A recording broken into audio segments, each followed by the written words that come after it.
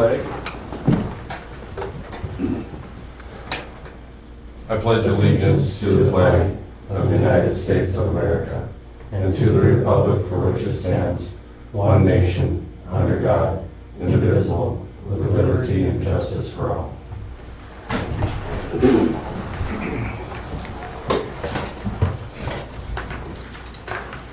Okay, please bow your head.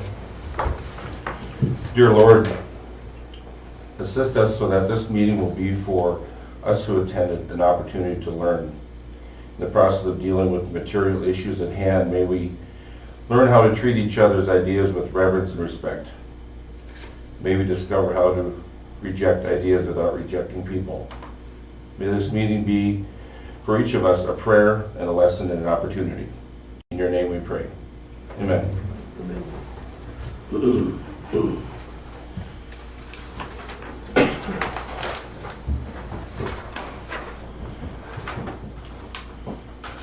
Okay, if you've not signed the sheet, if you're a guest, please do so.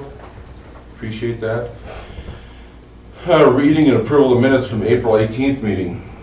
Motion to approve and suspend the reading. Motion by Wolf. Second. Second by Hack. Discussion. All in favor of those minutes, say aye. Aye. Opposed? Thank you. Motion carried. Approval of the agenda. Any changes or additions to the agenda? We're going to add under 6B signage from Lauren Donovan. Okay. Anything else? All right. I take a motion to approve the agenda, please. Motion by Hack. Second. Second by Stern. Discussion. All in favor of this agenda, say aye. Aye. Opposed? Thank you. 5A, engineer's report for more engineering. So he did send the report, and you guys have all seen that. So come on in. Yeah, I'm good. There's chairs more comfortable in here. Come on in. It's easier to hear in here. Oh, jeez. Okay, so you saw 5A about discussion between alleys and post office. There's a few notes on here. Nothing that needs to take action tonight. There's no pay estimate for the water tower at this time. So if anybody has any questions, Dave, were they up there today, working up there on that road? I don't believe so. They were in the water plant today again. Okay. I did see some more equipment come into town, but other than that. Okay. It's probably still a little soft over there.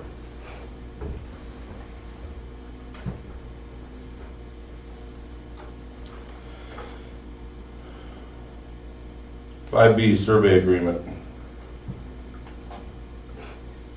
Okay, as you are aware, the Park District is looking to buy that well that's up by Union Bank, or the land and the well up by Union Bank.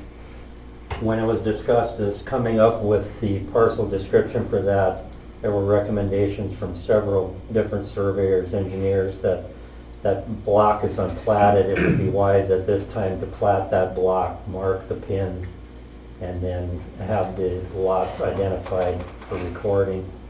So we contacted Moore Engineering, Interstate Engineering, and Mr. Link. Basically, everyone was over the $5,000 range. Mr. Link's proposal is not to exceed $5,400 for all of this work. Some of these costs will be shared with the Park District because they are the ones purchasing that small piece of property. I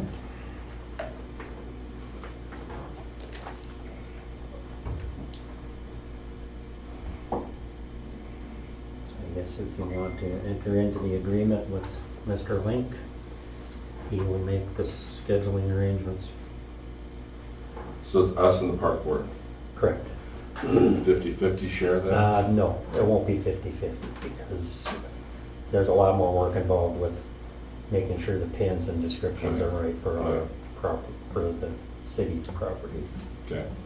not the cities, but Okay.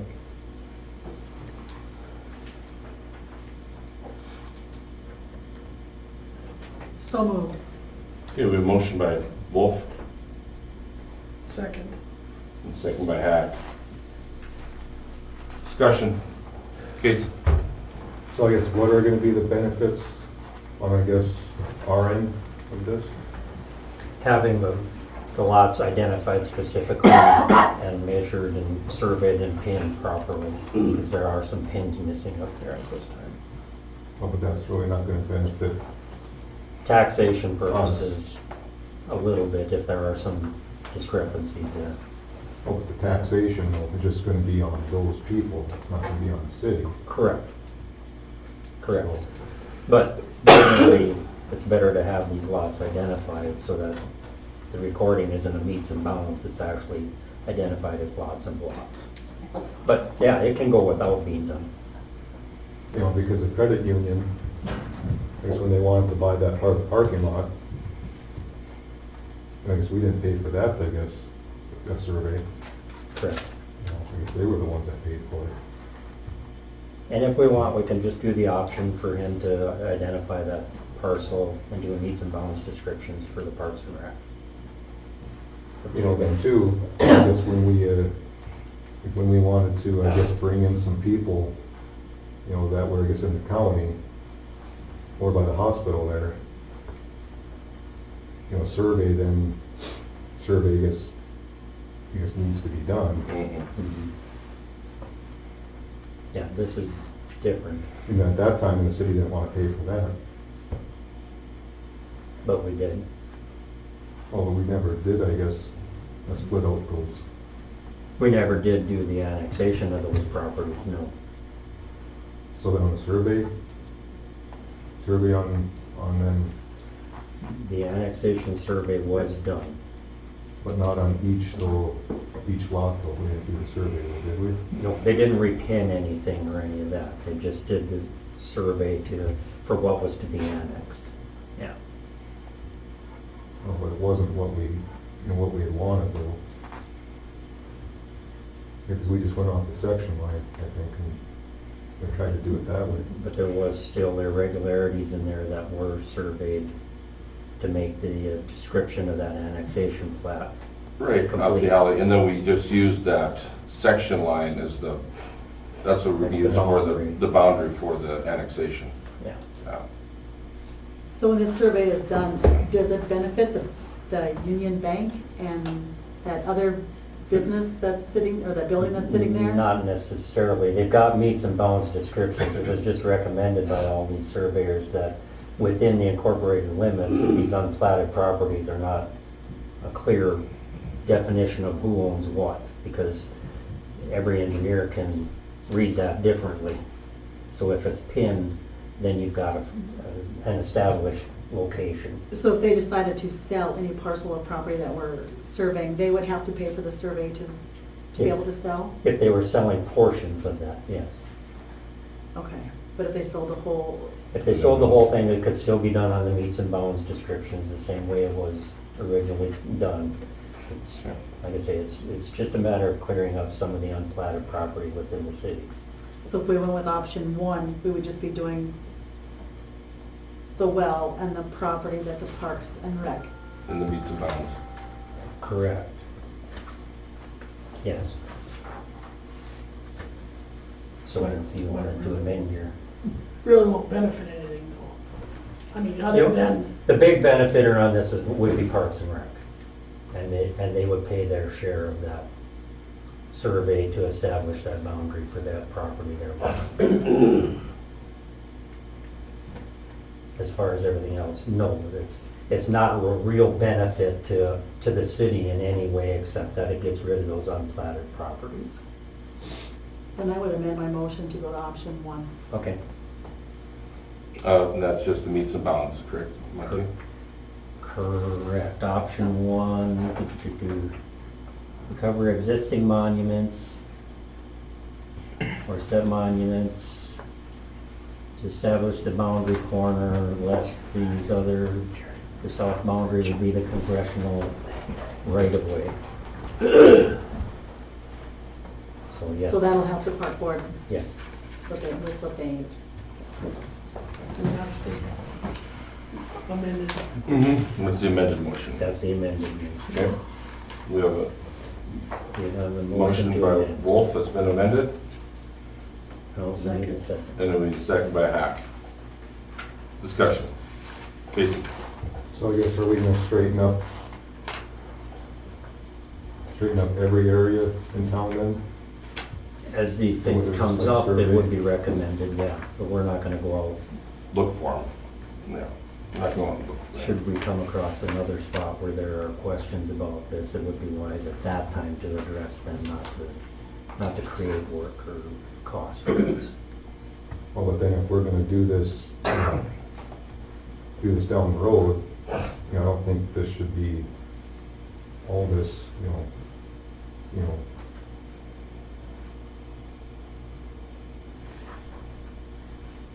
on the city though. I mean. Not all, right, Yeah. right. Portions of it, Yeah. it does benefit us. Yeah. Kind of like the alley we're dealing with. Yeah, Have yeah, things cleared up and cleaned up, yeah. so we don't have questions down the road, so. But I agree with Monty, that as they come up, we have sales, we have adjoining properties, yes, but I would definitely not go out and look for areas of town that need to be cleaning it up more, but I think this is a good thing, that's kind of a tricky chunk of land up there, so I have no problem with going up that option. yeah. More discussion? Roll call. On the motion to amend to the option 1, Wolf, Aye. Hack, Aye. Stern, Aye. Obenauer. Aye. Motion carried, thank you. Now you want to do the motion as amended? Now we need a motion for the amended motion. You've got the motion, we're just going to vote on this. Oh, you gotta vote for it, yes. Yeah. Yep, thank you. Roll call for that, please. Wolf, Aye. Hack, Aye. Stern, No. Obenauer. Aye. Motion carried, thank you. Okay, 6A, dog ordinance and a review discussion. Well, we've had a situation that came up, and Grossmans are here to talk about this. Appreciate you being here. Thanks for bringing it to light. I want to make sure that Jim, where's Jim at? Is this an ongoing investigation? This is updating on Friday, coming up. Excuse me? Like, to set it in court, yes. Okay. So then by advisement of our attorney, we are not going to be disclosing any of the information in the packet that we have, correct?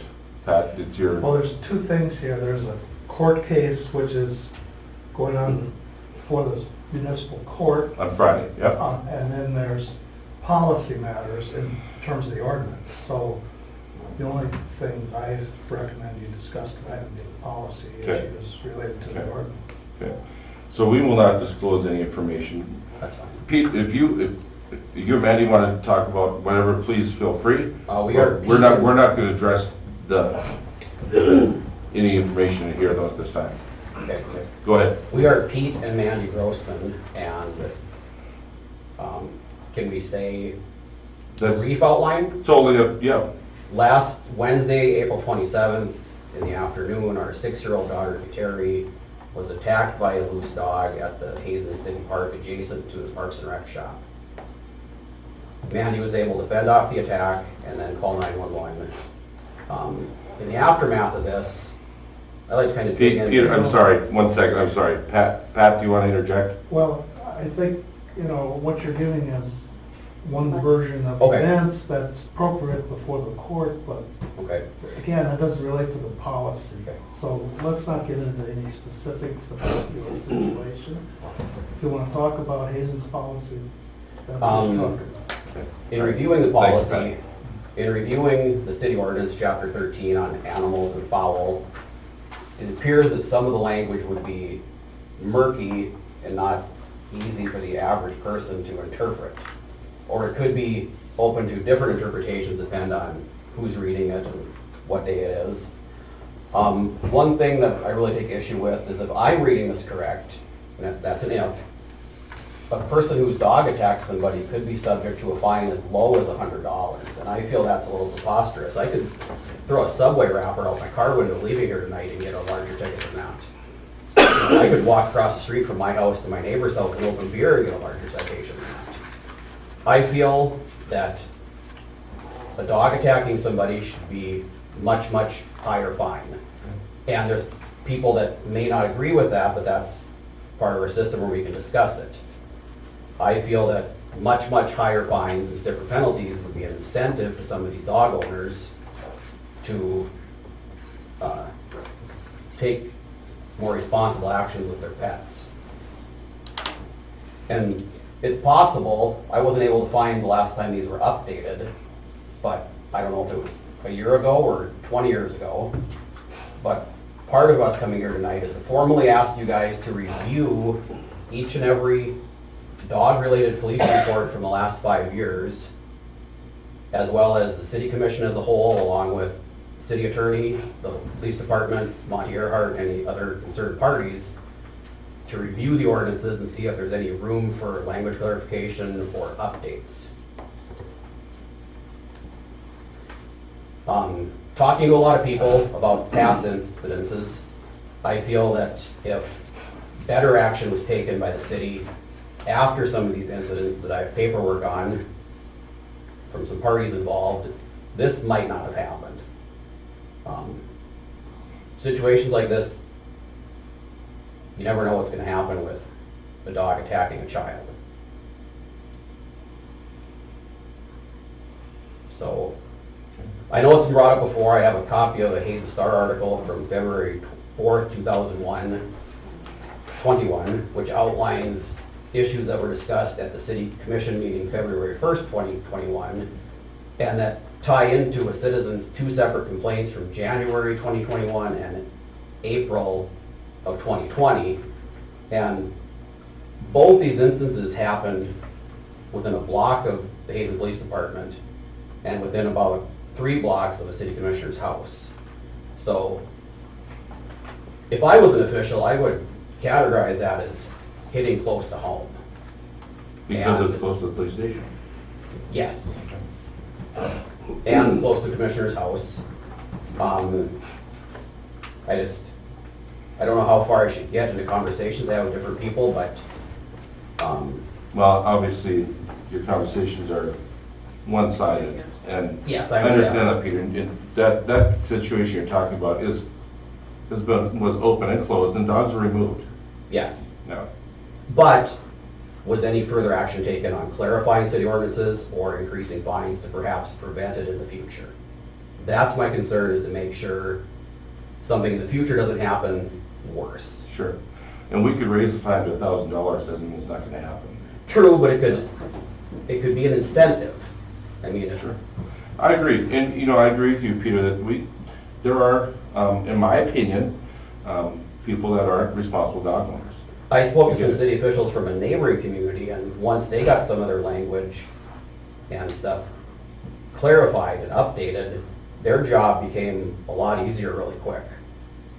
Okay. And from discussions I've had with lots of people, and I assure you it's lots of people, I'm not the only person that has issue with this, just not everybody was able to come to the commission meeting on short notice. But I did get myself and Mandy on the agenda for the next 2 meetings, and hopefully we can find some clarity on how to give proper incentive to dog owners to be as responsible as they can. Okay. Another issue we find concerning is there appears to be a rather meager fine that could be incurred by a dog owner for not licensing their dog. And as most of us may know, part of the requirement to get your dog license is rabies vaccinations. So without enforcement of the current dog licensing policy, we have no way of knowing if any dog we see on the street has its rabies shots. Police responding to an incident have no way of knowing whose dog this is. Because of the current language in the ordinance outlining that the dog has to be vaccinated against rabies and other things, the cop responding would immediately know. I agree. I think that is, I have no problem changing the name of that. That's basically what we're here for is, I think a lot of people don't know how the process works. I've lived here most of my life. I've never been to a commission meeting. I had no idea that you had to formally get on the agenda or how you can go about that. And I think there's a lot of people in the same boat, but hopefully this can be a forum to bring other people's concerns forward. Because as we all know, someone could call any one of you 1,000 times. Nothing's official till it's at a meeting. People think, well, I talked to the police chief, I talked to the mayor, I talked to Commissioner so-and-so, Yeah. and then we they have nothing encourage them, we done. encourage them to come to the meetings. Yes. Absolutely. But without coming to the meeting, nothing gets done, but these people are under the perception that just a simple phone call or a terse email is gonna fix it, then they're upset when nothing happens. Well, And a lot of don't know people what aren't aware of the perception process. is, yeah. Sure. Are we able to ask questions that's pertaining to the ordinances? Absolutely. If you have an ordinance question, please fire away. Okay, so the killing of dangerous animals, and I'm not saying that this is what you want to happen, but how many times does an animal actually have to attack before that's done? Meaning, is that open to the responding officer's discretion? I'm not sure that's responding officer, if that's the municipal judge.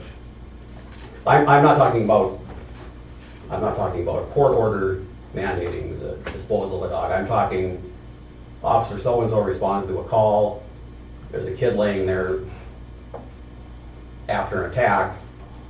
What language is there to say that that cop could take that dog out to a section line on a one-way trip? That could be It's open. kind of ambiguous and open-ended, Peter, and I wouldn't even want to even speculate on that, I'm sorry. Well, I'm not the only person that has that question. I think that's one avenue that could be pursued to clarify that.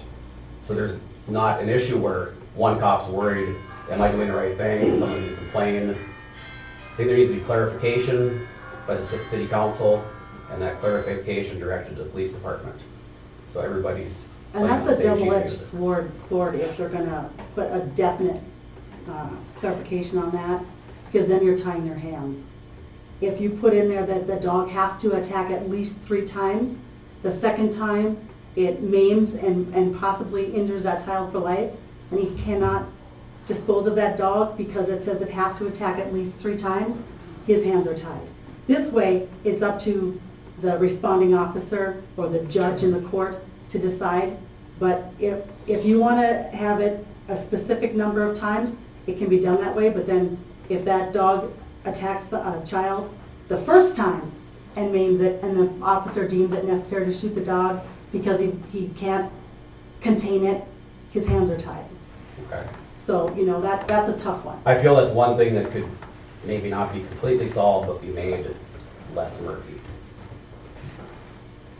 I wasn't trying to get at that it should be a Yeah. certain amount of times. Yeah. I was just asking. Yep. Yeah. In your research, have you seen an X number?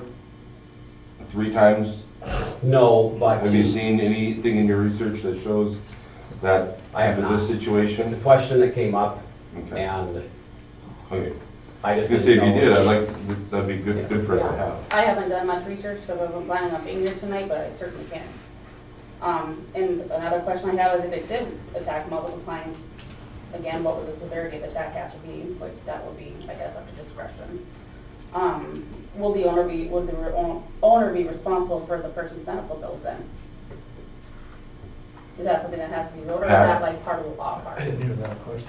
If there's an attack, is the dog owner responsible for medical bills? Normally, that's the way the judges Okay. rule. No, well, it's within the discretion of the judge. We elect the judge, and he, or she, in this case, it's a he, and he likes to get the facts, because oftentimes a dog might be at large not because of the owner's fault. It could be in the care of someone else, and the Yes. dog may come loose, but the owner ultimately ends up being responsible. Right. So the judge has that discretion to say, oh, yeah, you weren't home, the dog was with somebody else. And To be clear, neither Mandy or myself have issues with dogs running loose in general. We didn't really have any skin in the game until this dog attacked our kid. And I think, tying back to what Commissioner Obenauer mentioned about facts and figures, I think a comprehensive report on the last 5 years' dog incidences and police reports would answer some questions the community has and probably bring up some questions that we could work on answering in the future. Because right now, I've talked to different people in city government and they weren't aware of what happened to this guy, they weren't aware of what happened to this lady. And I don't expect you guys to have your nose in the police department's business day to day. There's no way anybody can expect you to do that, and I respect that. But if someone's bringing an issue up, I don't think it's asking too much to review the reports. And maybe I'm wrong, maybe I'm getting misinformed by the masses. Maybe there's only been 5 police reports. But no one knows. Has it been 5? Has it been 500? The record will shed light on that. I didn't know the police department, and Jim could confirm, but I think they issue an annual report to the city and it identifies what, is that true? Yeah. So there is a public report issued every year. Okay. Could you guys Cases. compile that the last 5 years for future review? We can review that. Yeah. Even if it's posted in the newspaper, Peter, doesn't mean people are gonna see it. No, I know that. I'm saying you guys, us together could review a report compiled by you guys. And that way, 'cause I don't expect you guys to remember a dog bite report from 2 years ago or 3 or 4 or 5 years ago. No one can expect you to do that. But if we have all the information in front of us, we'll be properly armed to make proper decisions going forward. Like I said, I don't expect any of you to memorize every incident that's ever happened at the police department. That's impossible. No. And we can have every dog report in front of us, and it still comes down to the owners of the dog. If they're not gonna be responsible for their dogs and leash them or keep them in a fence, if they're vicious or not, a dog can turn vicious for no reason, if it's scared or if it's excited or whatever. No matter how many reports you have, how many laws you have on the books, if you don't have a responsible pet owner, it's Yes. gonna happen. And I feel that our police department is doing a fantastic job. He's done 2 vicious report dogs this week, they're going to report on Friday. He can't be everywhere I understand that. when dogs are loose or dogs are attacking people. All we can do is hope that those people report those dogs, try and find out where they come from so that they can take care of the situation. I think they do, I think they try. I know a lot of people who don't report it, and that's too bad because then that dog is out there to do it again. So then what happens to the dog though then when it is reported? He goes through the proper channels. He has channels that he has to do, and he does that. He issues his citations, he issues his fines, and that's what our ordinances tell him that he can do. And then it's up to the judge, and he does his job. And maybe we need to make it stricter, look at some other communities and see what they do, but, We feel that higher fines would be a key step in ensuring that dog owners are a bit more responsible. I think that'd be fairly simple. I mean, a lot of us have had dogs in the past. Probably none of them have attacked a child, just guessing. But if I had a dog that I knew had a propensity for violence and I knew I could get a $1,000 fine, I'm gonna be keeping a real close eye on that dog's location and activities, as I most of you agree. will. And the other thing we need to work on is, people need to license their dog with the city of Hazen. Yes. And I'm not sure how you enforce that. We can't have someone going door to door and saying, do you have a dog in your house? Do you have a license? No, I You know, understand. How do we enforce it? But when I we- think everyone should have to license their dogs, I agree, but But it would appear that the fine for an unlicensed dog is $50. If that was increased quite a bit, that could further incentivize and monetize the problem for the owner. and it might. Yeah, mate. It's not a bad idea. I encourage you guys to talk with city officials in neighboring communities and find out how they've managed to rein in the problems to the extent they have. You're not gonna fix everything, you're not gonna make everybody happy, I know that. I'm not asking for things to be perfect, I'm asking for things to be a little better. Okay. I mean, the whole thing with fines is that if it's not enough to sting, it's not gonna be an incentive. I speed in North Dakota. I don't speed when I go to South Dakota or Minnesota, and anyone who's got a ticket in a neighboring state knows why. You would have to be doing something on a public highway pretty egregious to get a $100 ticket in North Dakota. In other states, you could get that for something very minor. That could prove true with dog bite fines. Will it for sure? I don't know. Is it a step in the right direction? I feel a lot of the town is in agreement with me that it would be.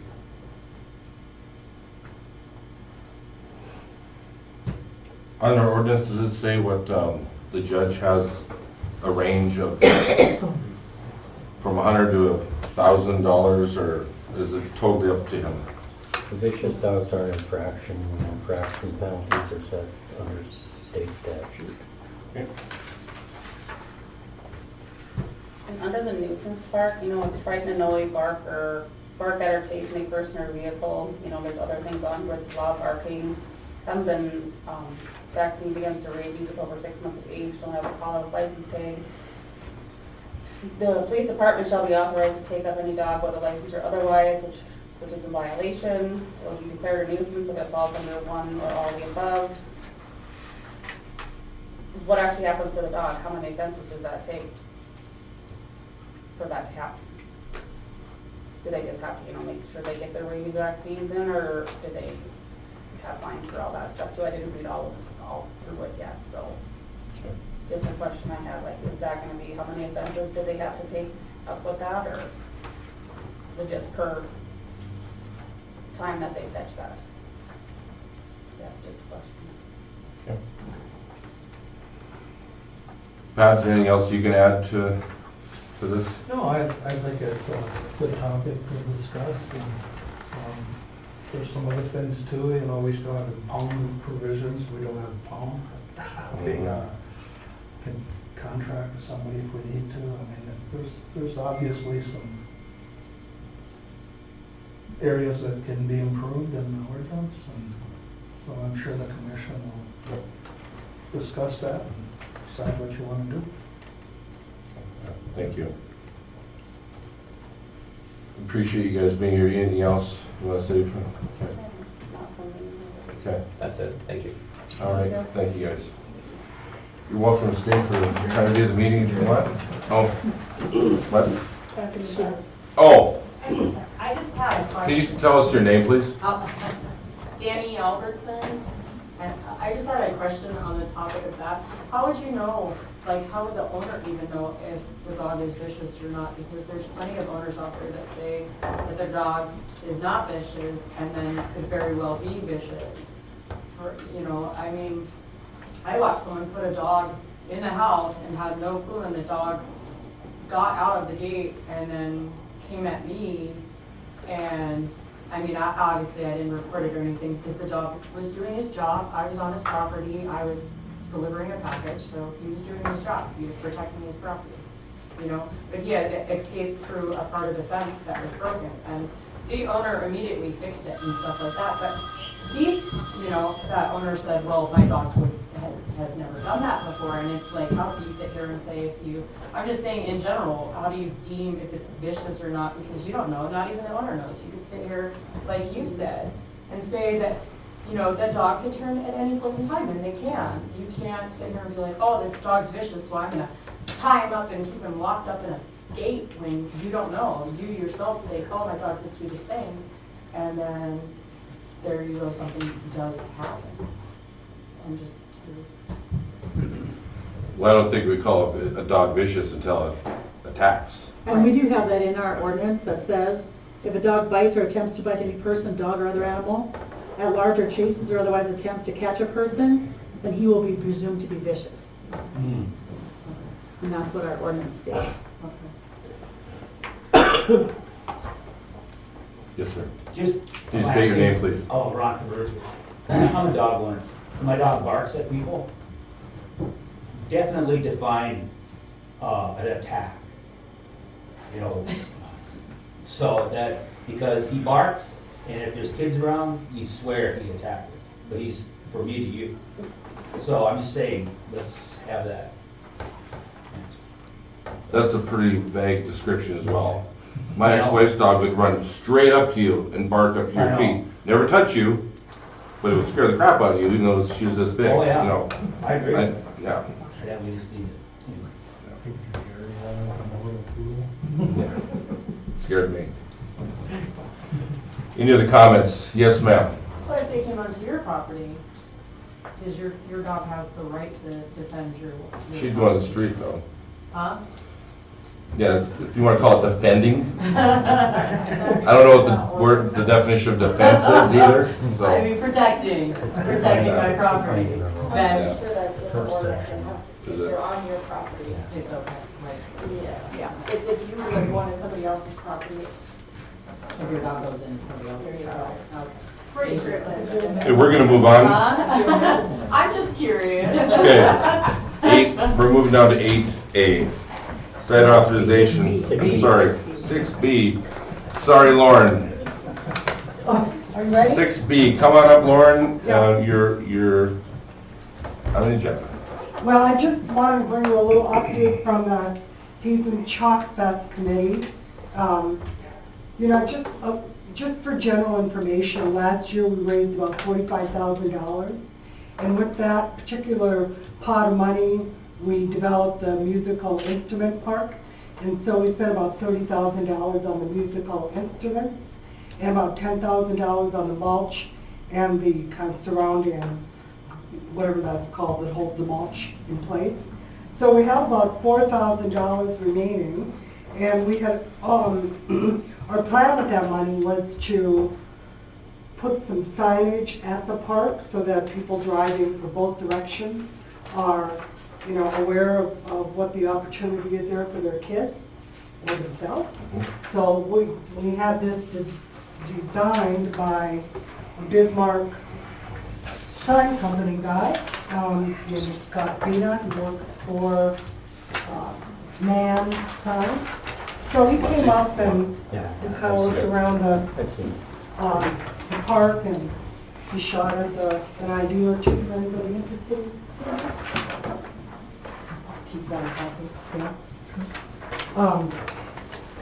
So this is what we're proposing, and it would look, you know, would face this way, you know, would face north and south, so people coming east and west would be able to see what it is. So the sign is a two-sided sign. And when, I don't know, from the picture, are you guys pretty well able to see or understand where it would be? Okay. So we haven't, you know, pulled the trigger on that. We just kind of wanted to, you know, let you know that this is the next thing and the last thing we'd like to do in the park with the musical instruments.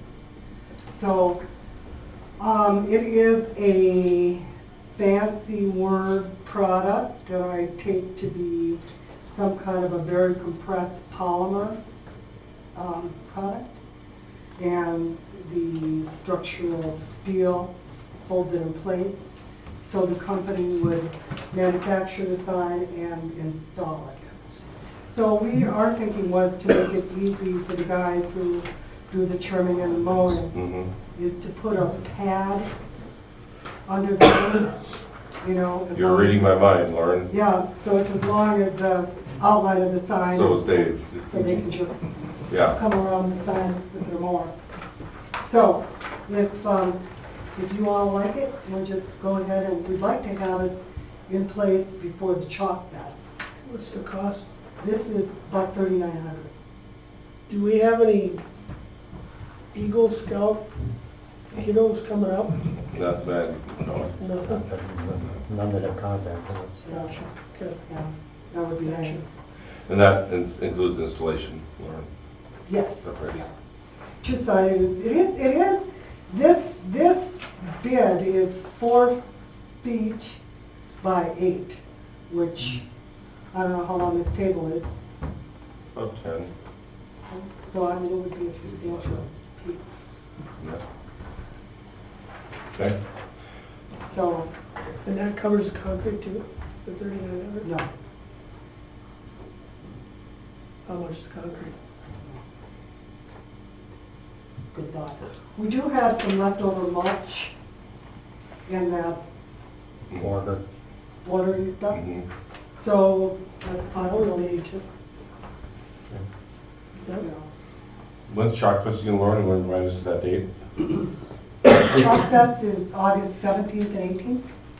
It's a 2-day event this year with 10 artists coming instead of 6. We have 2 days of music, 2 days of food. You know, it'll be twice as much fun as it was last year.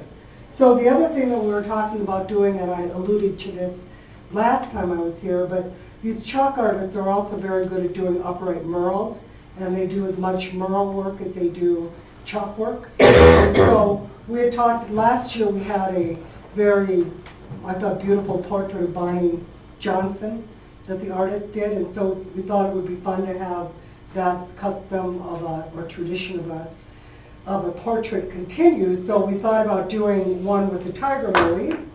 So put together, and I don't know how it will end up with the artist, might look something like this. But this would just be a mural at the park. Their idea how this might look might be quite a bit different. But anyway, this would just be something at the park, and it would be not, you know, very, very temporary, but somewhat temporary. Mhm.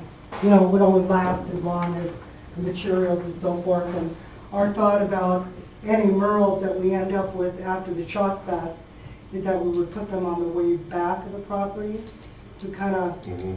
think it would be more fun to look at something like this or some other artwork, public art, than the elevator and the railroad. And so that's where we're at with the Chalk Fest. Okay. So if everybody is okay with this, we'll go ahead and get this ordered from the sign company. My questions were, make it maintenance friendly. Yep. I think the sign's fantastic.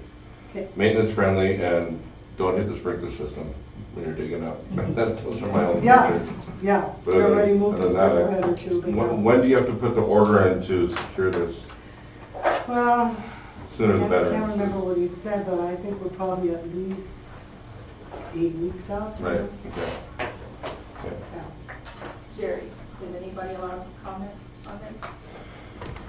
We normally don't, but since it's you, Amanda, absolutely. I mean, I know I don't have a say, but I would oppose them putting up any sign anywhere until they decide what they're doing with that other sign. This is temporary. No, this one.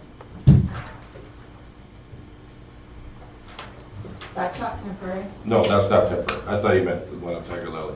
Until they decide or let the public know what they're doing with that other sign, I, as a citizen, would oppose them putting up any other sign anywhere. Appreciate that, thank you. Okay, any thoughts? Well, I think it's a good idea. It's a nice sign, I think good spots. Okay. Okay, well, we'll proceed. Any opposition? My only question is, when it fades and gets old, whose responsibility is it to fix it and tear it down or whatever needs to be done with it? Well, I Because think, it isn't gonna last forever. well, I think it's gonna last longer than you and I know. Well, because my concern is, you've got the instruments in there. Yeah. If somebody breaks or damages or steals those instruments, whose responsibility is it to replace or fix? I mean, do we have insurance? Is the city's insurance paying for it because it is a city park? Or is that your responsibility? That's a No, good question. yeah, I would say that it's city insured. It would be city insured, and so you're bringing all of these things, which are great and they're nice, but it's adding to our insurance policy, which is great, the kids are probably enjoying it, but we're adding a lot of items to the city, you guys are, to the park, and now it becomes our responsibility. Well, So- yeah. I'm just wondering, how far are we going? Because now this sign will be up, so if the wind knocks it down and it does some damage to the building over there, whose responsibility is it to take care of the damage that this sign might do in our 45 to 80 mile an hour winds that we get in North Dakota? Is it our insurance that takes care of that? Is it, It's on our property. it would be on our property. So when you put something on our property, it becomes our property, and then we have to take care of it. Doesn't add to our premium or anything. It probably doesn't add much, but it's still, it would be an Minimal. expense. Minimal. But if something should happen and we have to replace it or remove it because it's dangerous, it is a responsibility to the city. I just want to mention that, have it in the notes so that we know. I appreciate what you're doing in the park.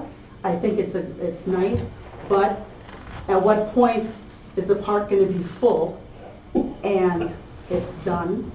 And our responsibility is now, this is what we're going to cover and this is it in that park. We have a lot of other parks, you know. And I'm just putting in the notes. I think it's a great idea. It's a nice addition to our community, but it's another responsibility. Keep things coming, please. Yes. You bet. Thanks for your comment. Yeah. Okay, thank you. You're very welcome. We should formally approve it, yeah.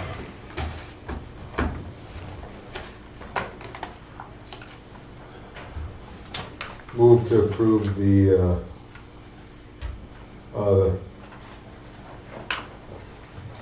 musical park, play park sign. Okay, motion by Hack. I'm sorry. Stern. Second.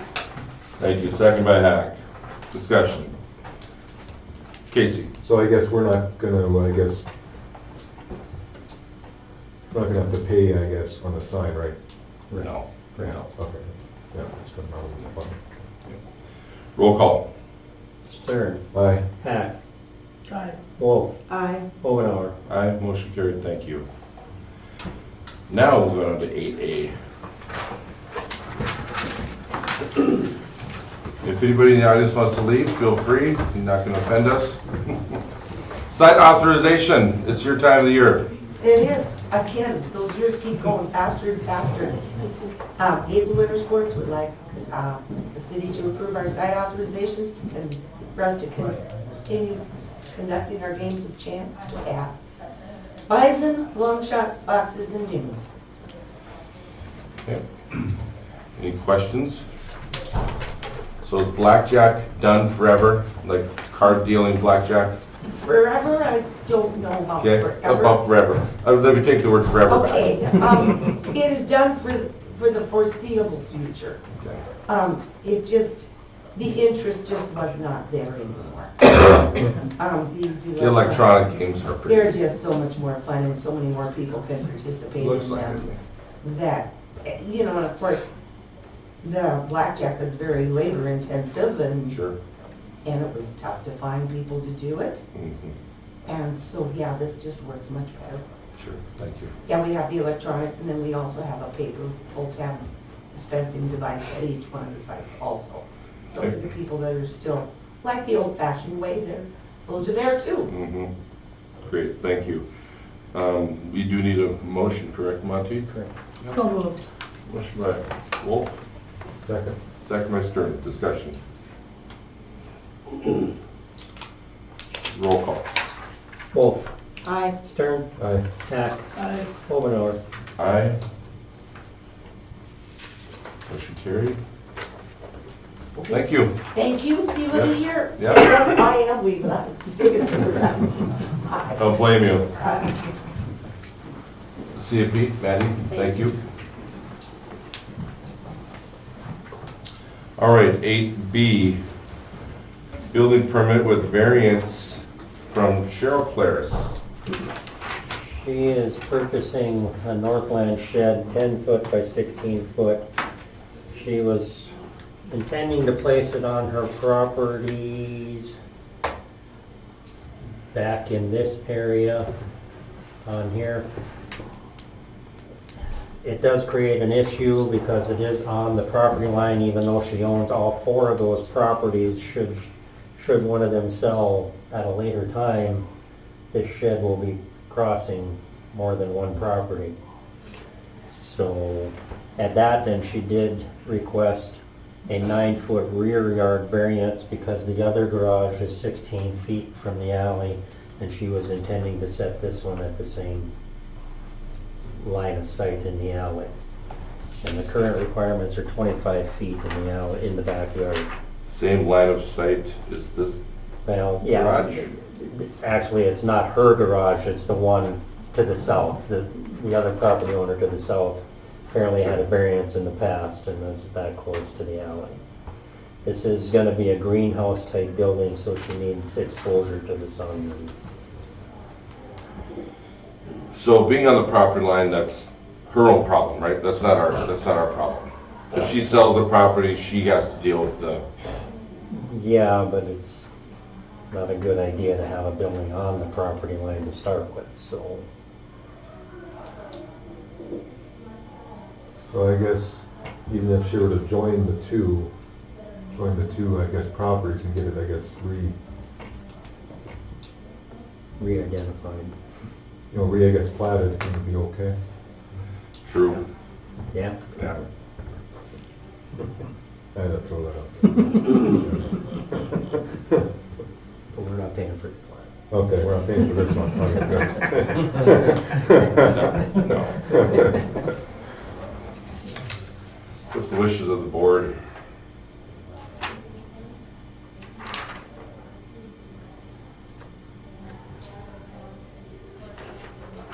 So this shed right here is one, The new one, she wants to put it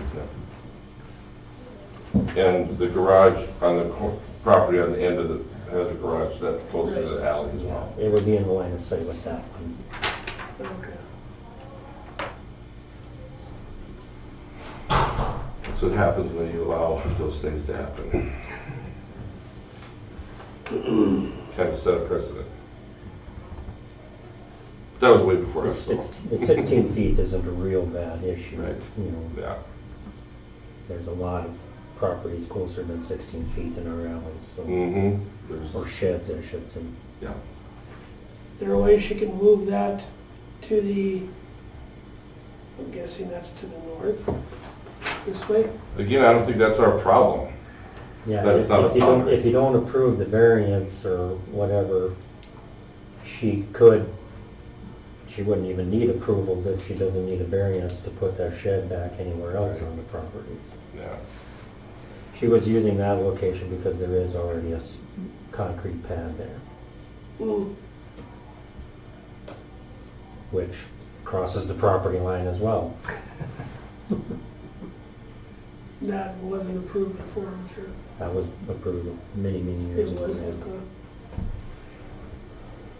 okay. What would the board like to do?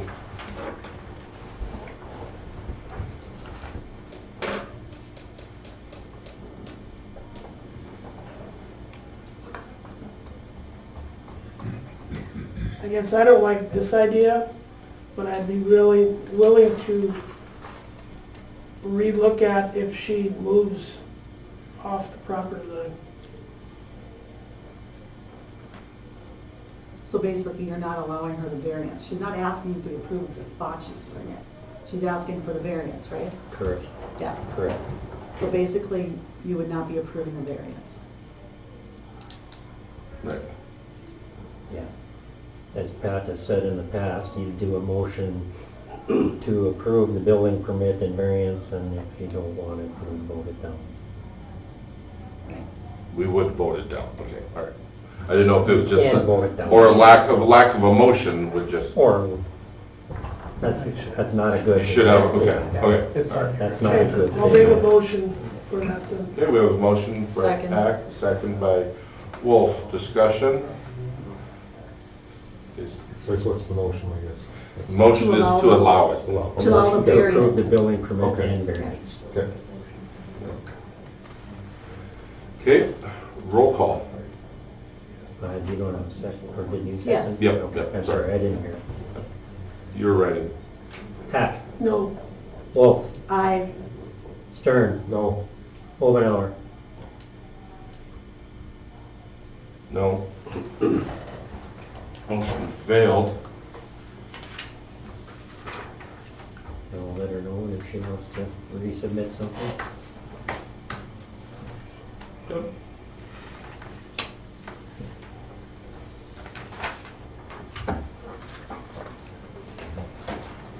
Reports, water sewer.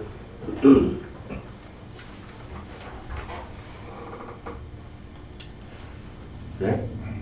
Anything Anything, Dave? For water sewer. Streets, Well, we don't have any more snow as of right now. But we did have a minor issue that sounded like it was gonna be a major issue with our case loader.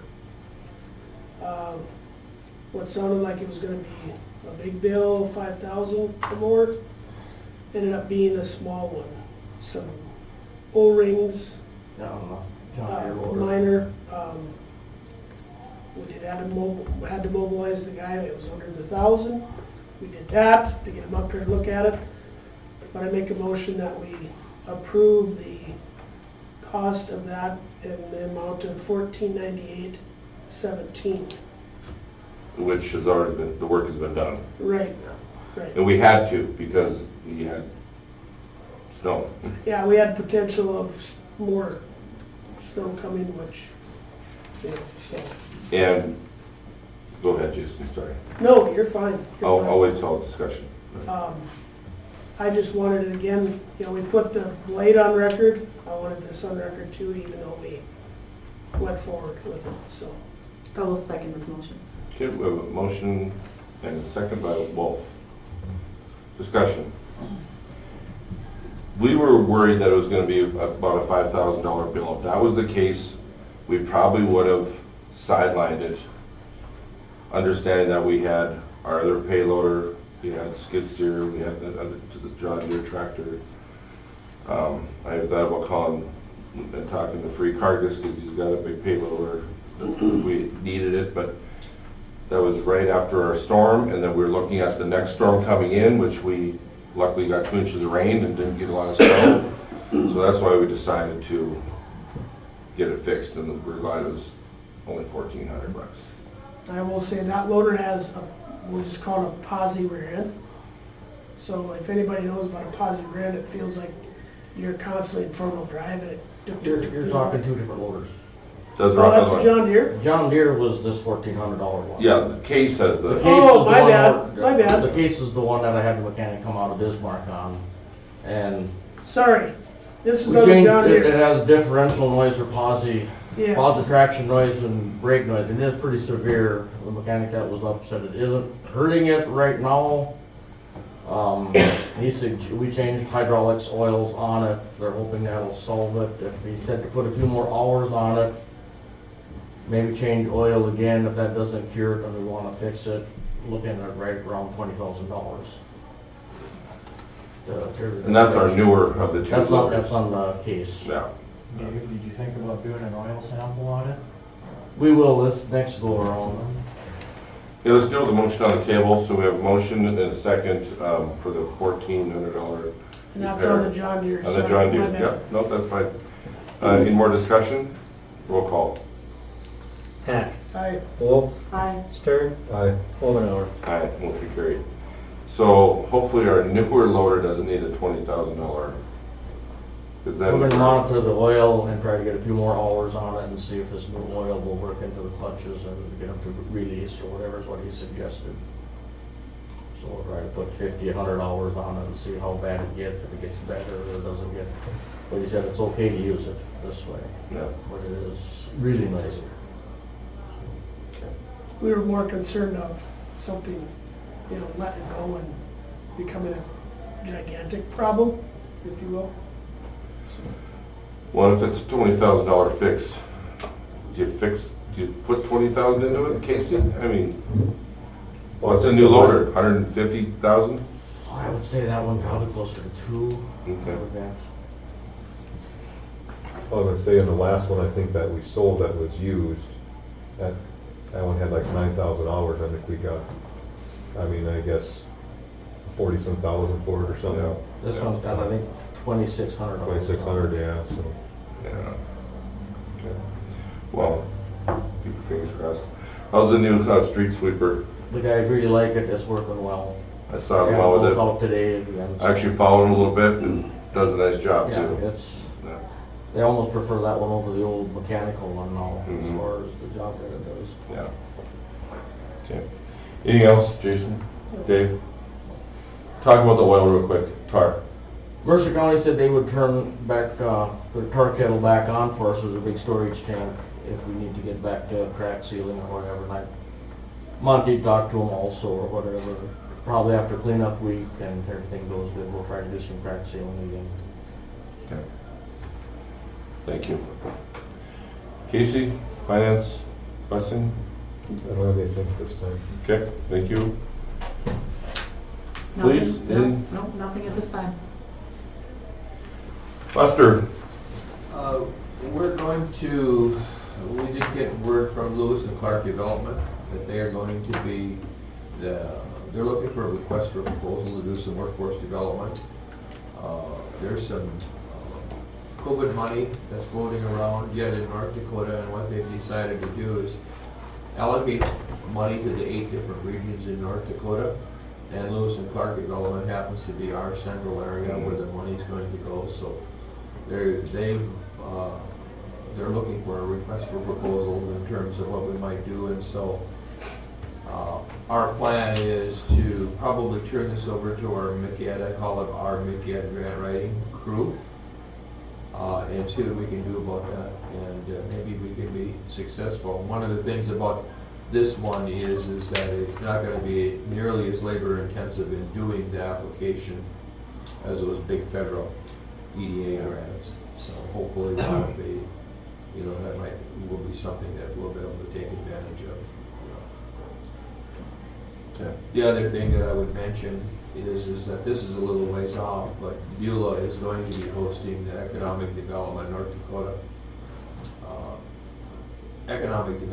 Dakota State Conference in June, latter part of June, 22nd, 23rd, 24th, I believe the dates are. And so the 2 mayors and the 2 developers from Beulah and Hazen are going to be presenting that kickoff, kind of the kickoff in the morning. So part of what we'll be doing is talking probably about some of our grant writing that we've done and some of the work that we've done with MCED. So a little ways off, but. Okay. Thank you. I'll just report last Thursday and Friday, Wednesday and Thursday, I was in Watford City for the Behavioral Health Summit. And first of all, kind of off topic, I couldn't believe how much snow they had up there when I drove that day. My gosh. It's shocking the lack of services in the areas of western North Dakota for behavioral health, and the lack of providers, dollars. I don't know if there's something that we can engage in the future. I know there are other communities in the state are using the model that Williston and Watford have used by generating some sales tax and putting that towards behavioral services and mental health needs. The mental health needs range from people this tall all the way till they're in the grave. And it's shocking the people we have in our community our own community that are probably not receiving services or even unidentified. I know even my own mom, who took her life, had some issues and was never really diagnosed. I think that it's something that I would like to visit with Beulah and the Mercer County with. Watford, Williston, Williams County, McKenzie County, they've added a 1-cent sales tax collaboratively. And obviously their 1 cent is a lot more than ours. But they are building facilities, they're hiring practitioners, they're getting equipment, they're getting training, there's just so much going on that, our 1 cent sales tax generates about $145,000 a year. And I know, we're not raising sales tax, I get it. But that's one of the things that I think we should look at with our county and our communities in our county. and sit down with Coal Country and with Secaucus Medical Center and ask them what they're seeing for needs and what, because a lot of times if you collaborate our monies with the Secaucus Medical Center and Coal Country are federally qualified facilities, and they, that money can get compounded with them pretty easily. I've already had a couple conversations, but it's something that I think we need to really evaluate in our community with our services. We have an outstanding medical facility and community in Hazen and Beulah, and I think that's something that I'd like to look at. So, more to come down the road. 10A, Drinking Water Week Proclamation. Monty, we got a proclaiming that's a week I should be drinking more water. Well, just proclaiming how important water is, according to Southwest Water Authority. Of course. From May 1st to the 7th.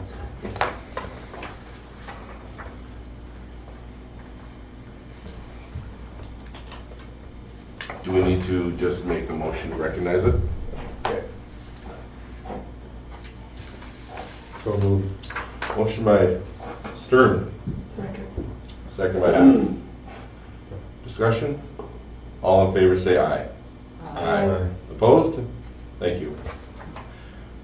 NDRF meeting. When is that again, Monty? Again, just threw this on here, it's Thursday, May 19th. If anybody wants to go, I'll RSVP, otherwise I'll send in the proxy. Get a free meal. I want to go. It's exciting. Thank you, Monty. Moving down to 11A, transit admin position. Casey, got anything on that? All I've seen, I guess, all stuff from notes, I guess we only had one person apply, and that was the same Person that held the job. person that, yeah. So- Okay. So then, we held off on letting that person rescind their resignation. Correct. So I guess in order to allow that, we have to Mhm. approve that. Yep, Okay, and retain her at the part-time position. part-time then, okay. Correct. All right. Do you want to make that official with the motion? Yes. Okay. Yes, Pat? That's a revised job description then, right? Correct. Yeah. Correct. I think that's. Yeah, with the new Okay. Motion. With the revised job description. Okay, whoever makes that motion, please say that. So moved. With the With the revised job revised description? Job description of part-time. Thank you. Motion by Hack, Second. second by Stern. Discussion? Roll call? Hack. Aye. Stern. Aye. Wolf. Aye. Omenauer. Aye. Motion carried. All right, down to 12, new business, transit grant certification and assurance. The fiscal year 2023 grant is the certification and assurances, all 21 pages of them for the federal grant process for our transit grant. Just certifying that we're going to follow all the federal guidelines regarding lobbying, Buy America stock, testing, and all of those other categories. Again, this is an annual process as part of the grant application.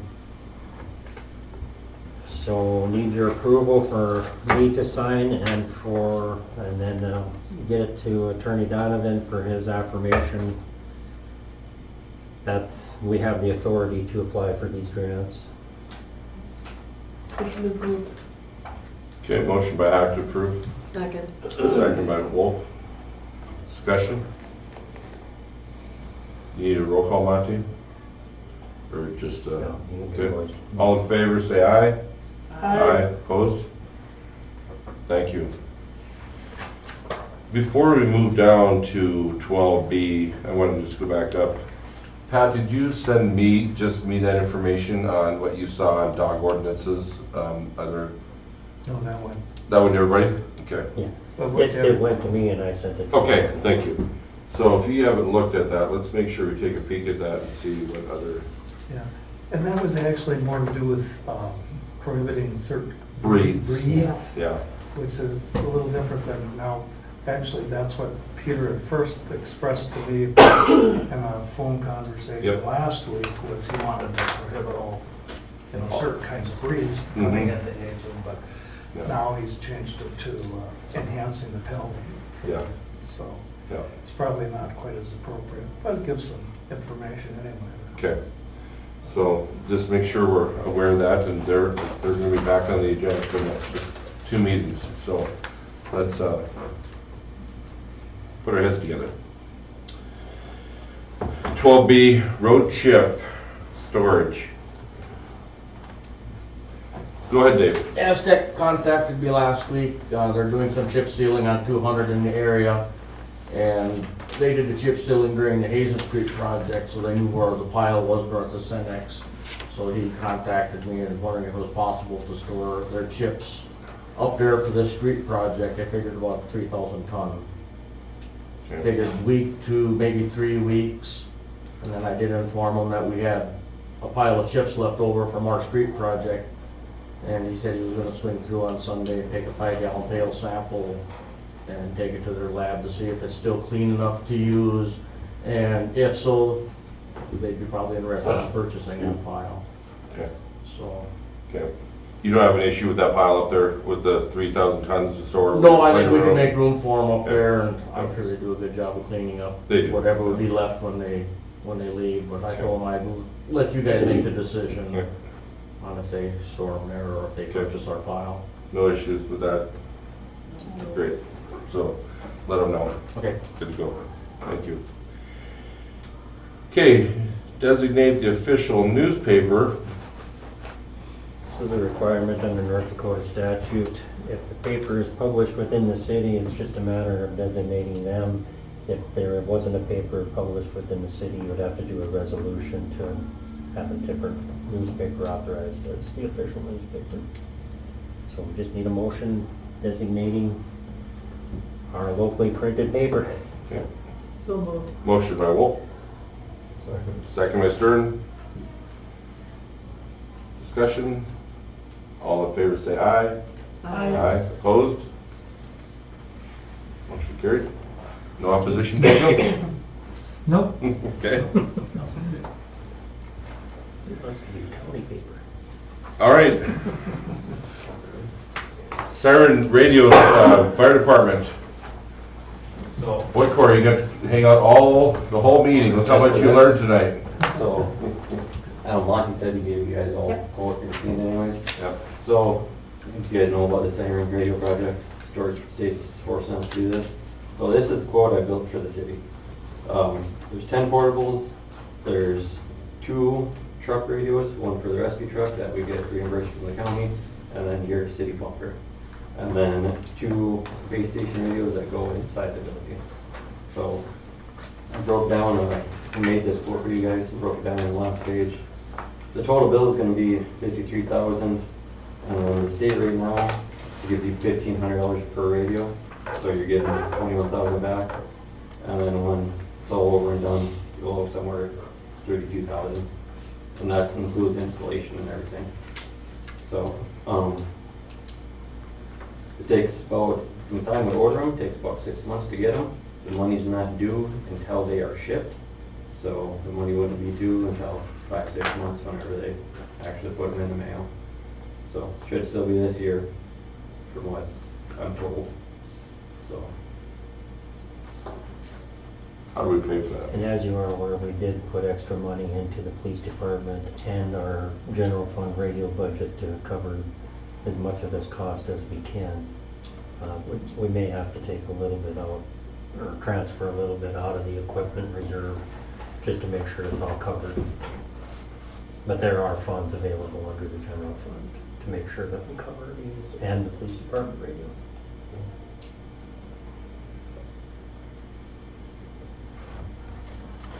And so I thought that I guess not that long ago, when we bought all new nice radios and stuff, you know, the city staff, I think, the police department, fire department,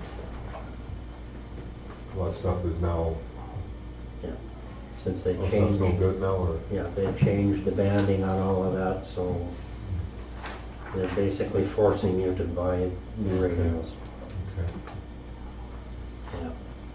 So then on the city staff or crew, are we gonna get like one radio or two? We discussed that, we're probably not going to get radios for the public works equipment like we had done in the past, because basically they're using their cell phones Oh, and okay. everything else now, so Okay. we're not looking at that. I visited with Jim a little bit on if we're gonna change the base station here in the office, and we'll probably do that one, but that will be it. I'll tell you what, though, during that storm, though, it would have been beneficial to have radios It was, in our loaders and our very, skid steer. very, and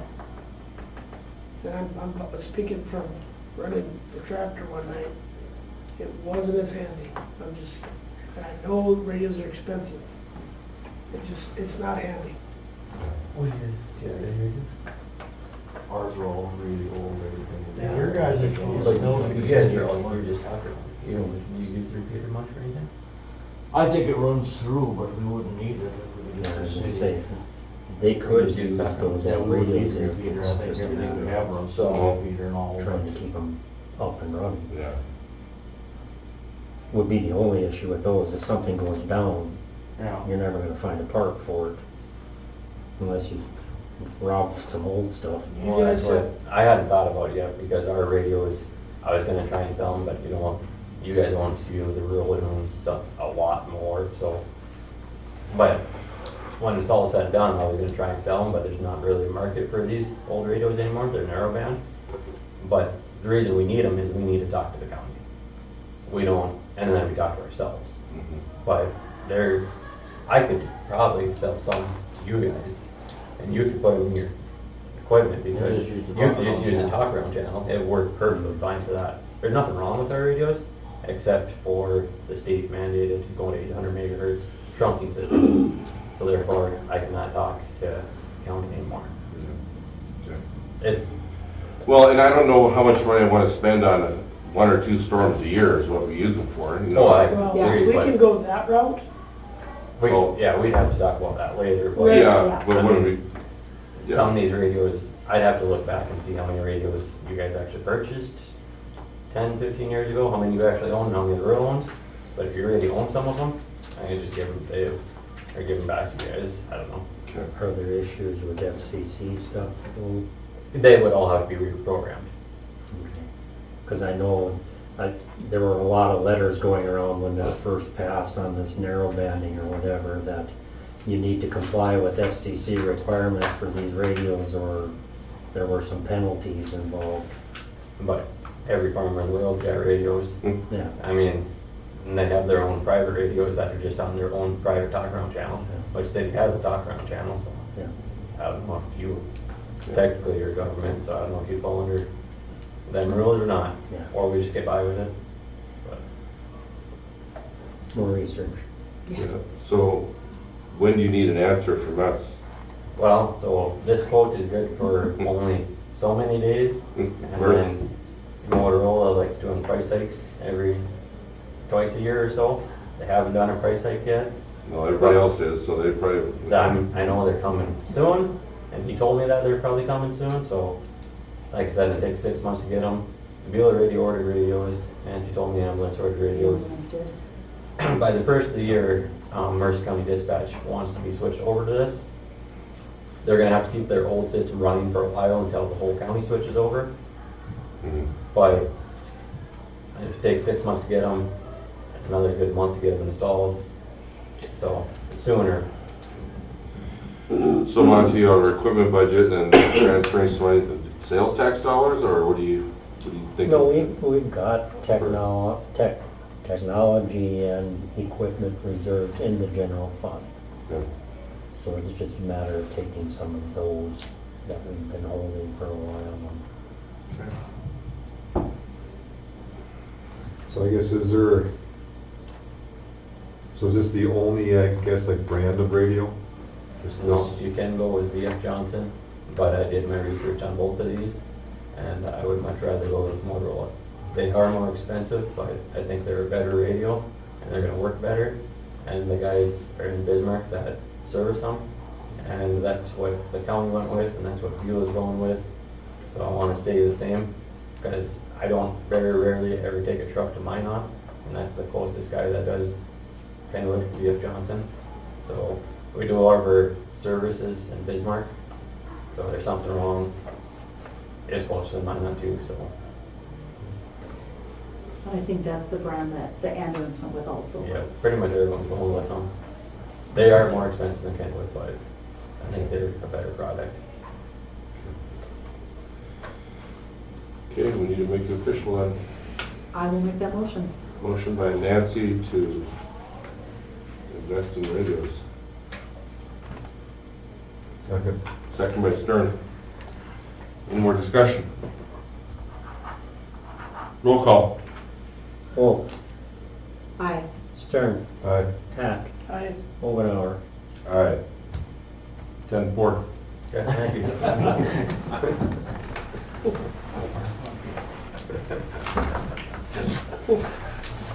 All right. Down to 13, public comments. We heard quite a few tonight. Okay. Approval of the bills, please. And there's another sheet here, right? Yes. Motion to approve.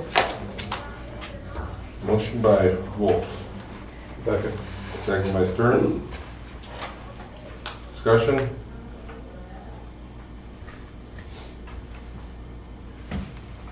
Roll call. Wolf, Aye. Stern, Aye. Hack, I. Omenauer. Aye. Motion carried. Meeting adjourned. Thank you.